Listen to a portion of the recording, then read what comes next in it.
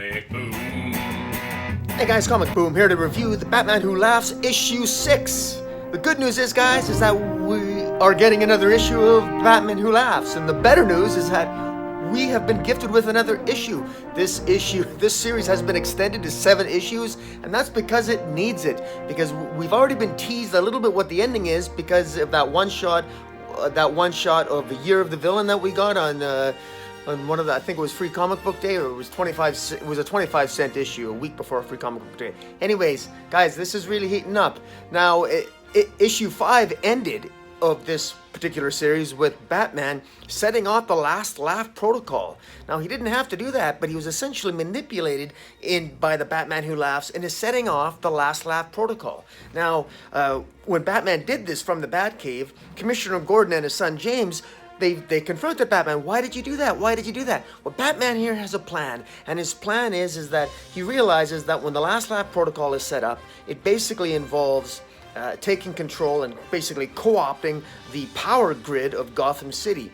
And the way the last laugh would actually work was that even though it co-ops the power grid of Gotham City, it's going to take the Grim Knight approximately 2 or 3 hours to hack into the power grid to utilize it in order to effectively spread the toxic serum that the Batman Who Laughs has, in order to spread that serum to as many citizens of Gotham City as possible. Now, here's the thing. Young James Gordon, the son of Commissioner Gordon, in a previous issue, a couple issues ago, he stole a lot of the toxin, a lot of the serum that the Batman Who Laughs has. And remember that the serum that the Batman Who Laughs has, that the importance of that serum is that when people are exposed to it, they become the worst version of themselves imaginable. And now the Batman Who Laughs still has versions, he still has some of this toxin, but he doesn't have all of it. So the rest of this serum is in the Batcave. And so here we are, we got Commissioner Gordon, we got James Gordon and Batman in the Batcave.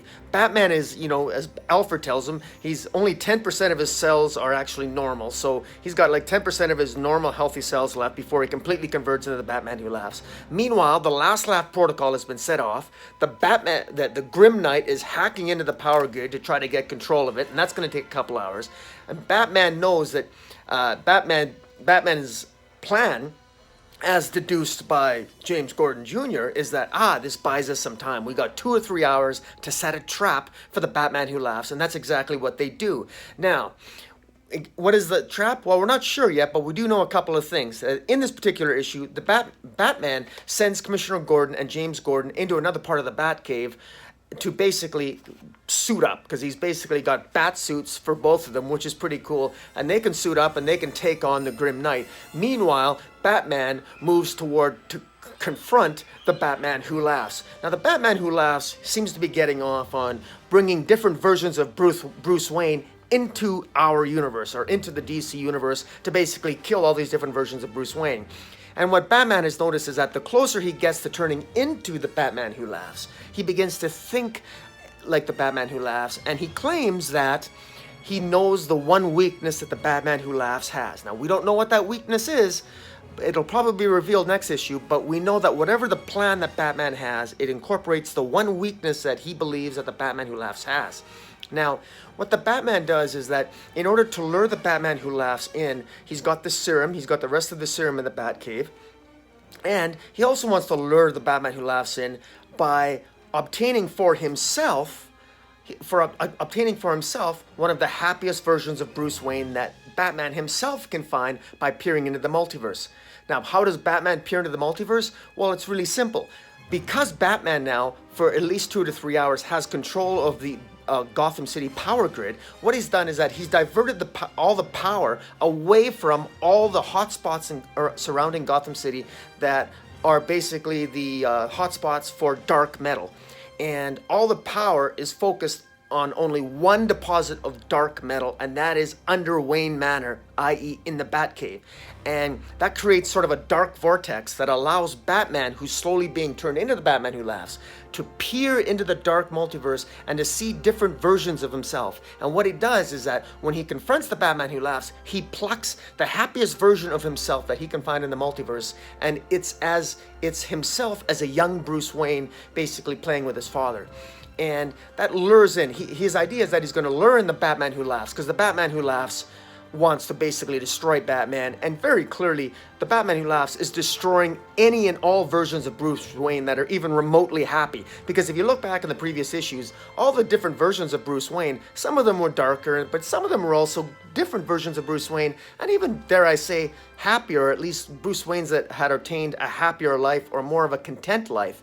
But the Batman Who Laughs almost seems to resent that and is killing them off. And that's what the Batman Who Laughs is doing. So Batman is thinking smart. He obtains a young version of himself, the happiest version of a Bruce Wayne that he can find, at least in his memory, and he knows that he's got the rest of the toxins that's going to lure in the Batman Who Laughs. And the Batman Who Laughs, he knows this, and he says, look, what makes you think I care? I got enough toxin to make it miserable for a lot of people. And Batman says to him, yeah, but almost is not winning, isn't it? It's not all.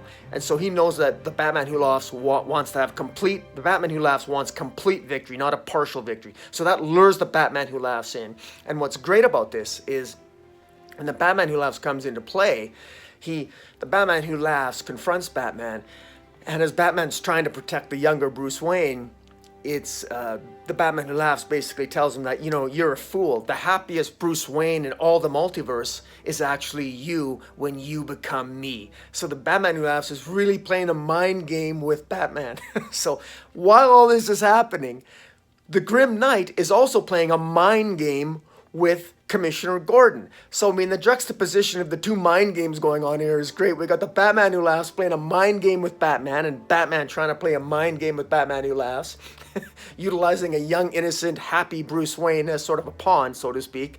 And meanwhile, we got Commissioner Gordon and James Gordon having to put up with a mind game of the Grim Knight. Now, what's the mind game that the Grim Knight is playing with Commissioner Gordon? Well, that has to do with his son, James, because when James Gordon and Commissioner Gordon are putting on the bat suit, James Gordon tries to ask his dad, saying, look, Dad, I understand that see, the thing is, James Gordon is a psychopath. He knows he's a psychopath, and he's getting treatment by Wayne Tech. He's actually he's been part of a program to cure him of a psychopathy. Because so serious is James Gordon's psychopathy is that to do anything good actually causes him pain. He's actually in pain. And James Gordon tells his dad that, look, every time I do good, it causes me pain, but I do it anyway. And he's been doing the right thing even though it's hard for him to do so. It's very interesting that James Gordon actually has a condition where I've never heard of that, where you actually do good and it actually causes him pain. But that seems to be the case with James Gordon. And James Gordon is asking his father, he says, Dad, basically he says, can you forgive me? Do you understand? Do you believe in me? But Commissioner Gordon, his dad, just can't bring himself to do it. He can't bring himself to forgive his son. He can't bring himself to fully accept that his son has changed, because his son was a psychopath and committed a lot of murders. So he couldn't quite do it. Well, meanwhile, the Grim Knight, when the Grim Knight finally confronts him, the Grim Knight knows that this is going on. The Grim Knight basically toys with Commissioner Gordon and tells him in earshot of James Gordon, saying, look, in my universe, your son kills himself because you never forgive him. He kills himself because you believe he was just wearing a mask, that it was all a mask. You didn't believe your son when he told you that he was a different person, that he had changed. You thought he was just wearing a mask like I do, and you didn't believe him, and your son ended up killing himself in prison. It was sad and it was pathetic. And the Grim Knight does that to try to create a rift between James Gordon and Commissioner Gordon. And it appears to work. It might be some misdirection by Scott Snyder, but if it is, it's brilliantly written and brilliantly done. Because at the end, Commissioner Gordon realizes that, the Grim Knight is playing a game with him, and he tells James, I believe you. And basically, Commissioner Gordon says to his son, look, I was wrong, James. I believe you. I was wrong. And then James Gordon says to him, puts on the Batman, almost like a Batman Beyond mask, and says, no, you weren't wrong. So it makes you wonder, is James Gordon still the psychopath? Is James Gordon become the psychopath and and is he going to kill the Dark Knight? Is he going to side with the Dark Knight? We don't know. That's how the issue ends. So it ends on a cliffhanger of two mind games, right on the tip of two mind games between the various players. This is a really great issue. So just great. The art by Jock is again fantastic. If I have one minor criticism, it's with the lettering. I like the fact that the lettering has the effect of, you can see the transformation of Batman into the Batman Who Laughs by looking at the lettering. The more red lettering there is, the greater the extent of the transformation into the Dark Knight. Unfortunately, the coloring it's hard to read the lettering sometimes. It's hard to read the dialogue, but this is it's a good enough issue. It's a great enough issue that you want to read the dialogue, and I struggle to read it, but just like Batman himself is going through a struggle, it's almost appropriate that I'm struggling to read the dialogue as clearly Batman is struggling to prevent his full transformation into his darkest nightmare. Great story. Scott Snyder and Jock have hit it out of the park. The whole creative team, they've done a really good job here. One of the things that I want to make a quick mention to is that I like the mentioning the happiest Bruce Wayne, about, you know, how the Batman Who Laughs clearly resents any suggestion that there's such thing as a happy Bruce Wayne out there, or a happy Batman. The Batman Who Laughs is convinced. He needs to believe that the happiest version of Batman is the version that turns into himself. That's the weakness maybe of the Batman Who Laughs that Batman was referring to.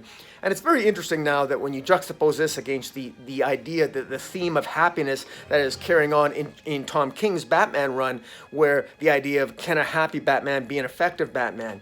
Well, it appears in Scott Snyder's Batman Who Laughs miniseries here that a happy Batman seems to be being repeatedly killed off in different multiverses. At least happy Bruce Waynes you seem to be living a very short lifespan if you're a happy Bruce Wayne, because you're going to be picked off by the Batman Who Laughs from the DC metaverse. But in any event, guys, tell me what you think of the Batman Who Laughs issue 6. Follow me on Twitter at Metropolis40. Hit the subscribe button. Leave a comment below. And until next time, Comic Boom out.